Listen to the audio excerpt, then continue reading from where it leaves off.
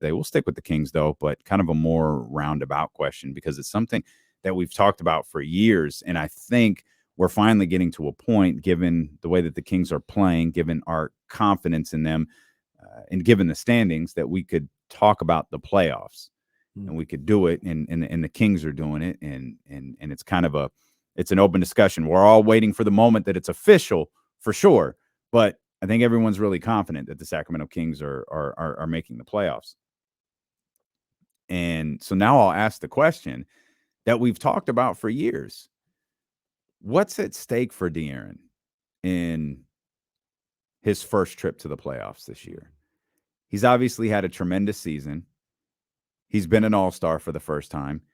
He has a very, very, very real possibility of being all NBA. There's a real possibility of being all defense. The accolades are rolling in, but we can talk about the type of basketball all we want to, and we can talk about the validity of basketball after the all-star break changing or basketball headed into the playoffs changing. One thing we know for sure is it's a bigger stage. And we have been pleading for De'Aaron Fox to get the recognition he deserves, and we have all virtually unanimously agreed he's not going to get that until he gets to the playoff stage. We saw what it did for Ja, and he took advantage of it. He was massive. We've seen what it's done for Donovan. Pre-injury, we saw what it did for Jamal Murray. What's at stake for De'Aaron as he enters his first playoffs? I'm a say this, and I hope you understand what I mean. Absolutely nothing. Absolutely nothing's at stake. Job is done. Step level completed. This season, right? Because the question was, can he be a winner? Can he get this team to the playoffs? If they go out in the first round 4-0, mission accomplished for this season. Now, when you talk about what's at stake moving forward, now you have to show that you can go to another level, right? That you can win in the playoffs, that you can lead a team to postseason success, that you can do this on a regular basis, year after year after year. These are the things that we're going to be talking about over the summer and going into next season. But this year, just being frank, this year, Be Kenny. mission accomplished. Nothing is at stake, in my opinion, this postseason for De'Aaron Fox. What he was asked to do, what people were saying he couldn't do or needed to show that he can do, he did it. He accomplished that. Everything else is gravy. Okay. I don't disagree with that. But I'll state. If he plays like he did this season in the postseason, and you can work out whatever scenario you want in terms of Kings win 4-0, Kings win in 7, Kings lose in 7, Kings lose 4-0. If De'Aaron plays exactly the same way he did during the regular season, I do think that elevates him a little bit. That's the gravy I'm talking about. That's the gravy.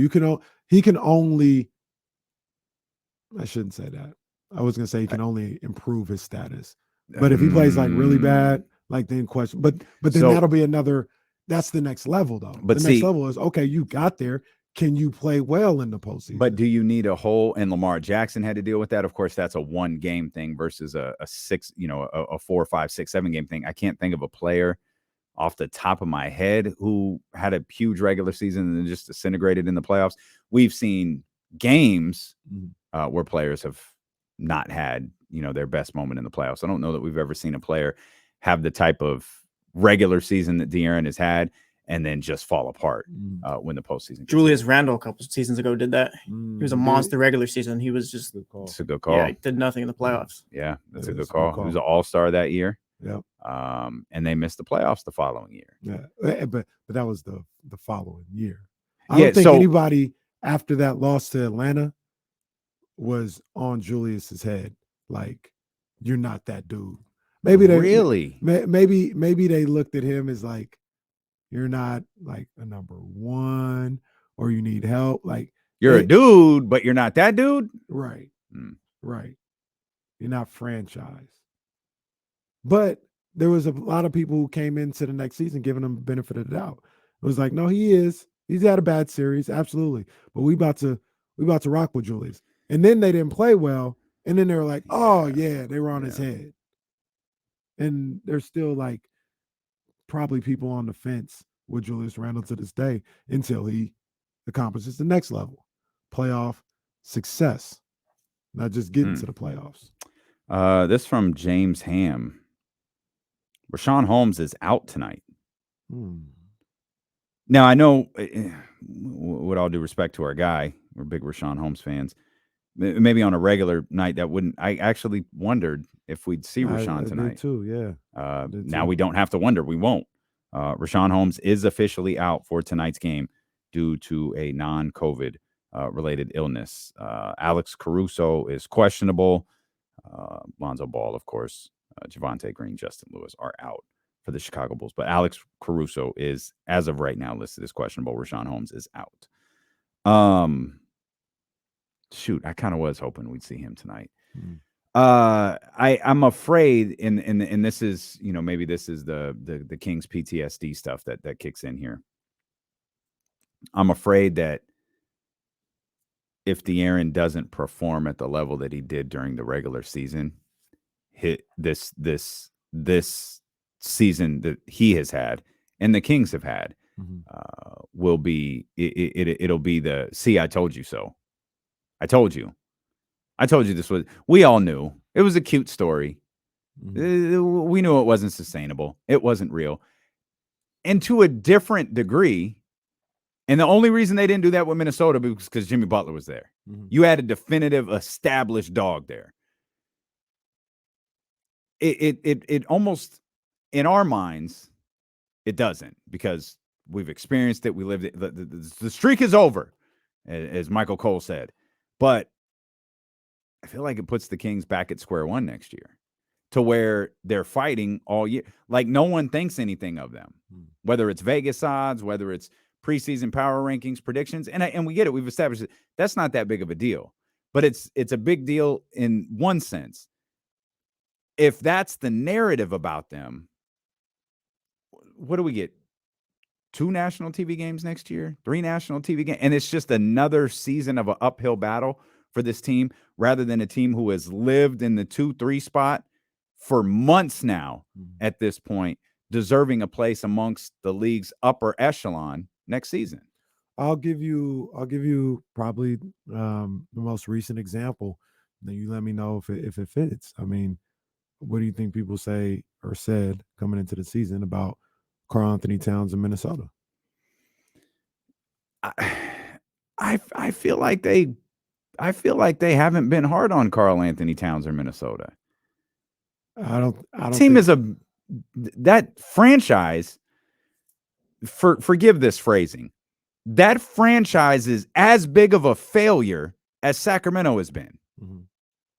But they get a fraction of the heat because Jimmy Butler saved them from breaking the record before the Kings did. And they love Chris Finch. Chris Finch was so widely respected that whole little move, which I think it was with Ryan Saunders and Chris Finch in the midseason and the hire and that whole thing, it was just like, it's cool. No, we'll bring it up. We'll talk about it. Indiana's coach, Rick Carlisle. Oh, he'll say something about it. But overall, it's okay. Like, they didn't catch any heat for it. I feel like Minnesota, because of one acquisition of Jimmy Butler, one playoff appearance, they've escaped a ton of heat for being, up until, was it last year, a bad franchise for 20 years. No, I get what I agree. But the talk around Cat, I'm thinking about the talk around Cat and the talk around De'Aaron Fox. And it's not the same. I don't think the talk around Karl Anthony Towns was the same as De'Aaron.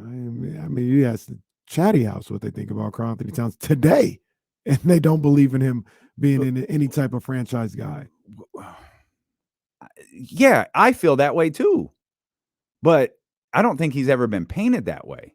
been painted as a franchise guy? No, not has been painted as a guy who's not a franchise guy. I see. I think he has. I Mm, feel like he I has. missed that Like article. just I the missed that questions, article. right? Can you win with this guy being your best player? Or, we saw when Jimmy was there, they were able to do it. Now that he's not And there, then- they can't do it without Cat. Like those questions. And came I feel about. like Karl Anthony Towns didn't get any heat for that, Think any heat for for the Jimmy Butler stuff. Everybody knew Jimmy Butler was talking about Karl Anthony Towns. But I think they every time we bring that up, we say that he's talking about Karl Anthony Towns. Every time that situation gets brought up, we know who he was talking about. That's heat. That's heat. But is heat from us the same as heat from the NBA on TNT crew or the NBA countdown crew? No, but that's where the franchise, like you said, the franchises don't get viewed the same way when they should. But when you talk about, I'm just thinking Karl Anthony Towns and De'Aaron Fox, the individual ball players, there was questions about Cat, and once he was able to make the playoffs and get into a playoff series, and he had up and down games. He had maybe not up and down games. I think he had one really bad game, and then the other games were at least okay. He had a really good game in there here and there. But the questions weren't, is Cat good enough to get you to the playoffs anymore? That was gone. Now it was, can he win? Can they build on this success? They started to get national TV games this year. Not a whole gang of them, but I'm sure they probably had 8 to 10. More than one. Yeah, they probably had 2. 8 to 10. So I think just being there will get De'Aaron that. Now, to your point, kind of like if he has a first round series the way Ja had when they lost against Utah, I think Ja might have averaged like 35 or something like that. That could take De'Aaron to a whole nother level. Yeah. Right? Like, I don't think De'Aaron can go down. I do think he can skyrocket. He can definitely skyrocket. I think I'm just fearful of him. I'm fearful of them diminishing the season he has, And that's a real fear. Terribly unfair for a player, as we said, been an all-star, has a very real chance at all NBA and all